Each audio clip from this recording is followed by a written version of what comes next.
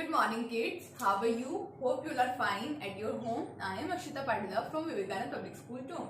Kids, today we study English. In English, we will read chapter 6, that is the elephant and the tailor. Okay, kids. So this is story all about the elephant and the tailor. Let us start reading.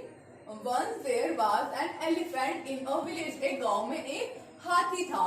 He went to a river daily. वो रोज एक नदी पर जाता था. He took bath there. वो वहाँ नहाता था. On his way, रास्ते में there was a tailor's shop. रास्ते में एक टेलर की शॉप थी.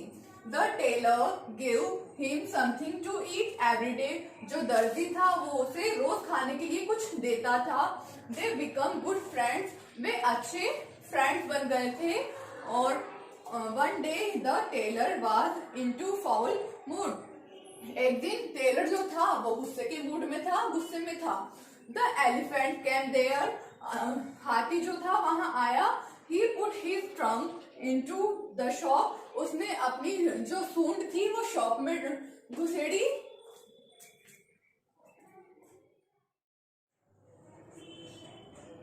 The tailor did not give him food. जो दर्जी था उसने उसे भोजन नहीं दिया. He pricked a needle into his trunk. और उसने उसकी सूंड में एक सुई चुभा दी. The elephant felt pain. जो हाथी था उसको दर्द हुआ. He withdrew his trunk. और उसने अपनी सूंड निकाली. Then he went away. और वो वहां से चला गया. The elephant reached the river. Elephant नदी पर पहुंचा. He took his bath. उसने स्नान किया.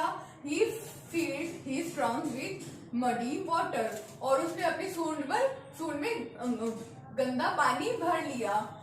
Coming back from the river. और वापस नदी से आया. He stopped at the tailor's shop. और वो दर्जी की दुकान पर रुका.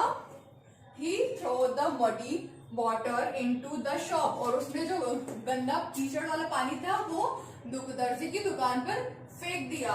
All the clothes were spoiled. जो सारे कपड़े जो थे वो खराब हो गए. The tailor was very sad. और दर्जी बहुत दुखी हुआ. He remembered his mistake. उसे अपनी गलती का एहसास हुआ and felt sorry for it.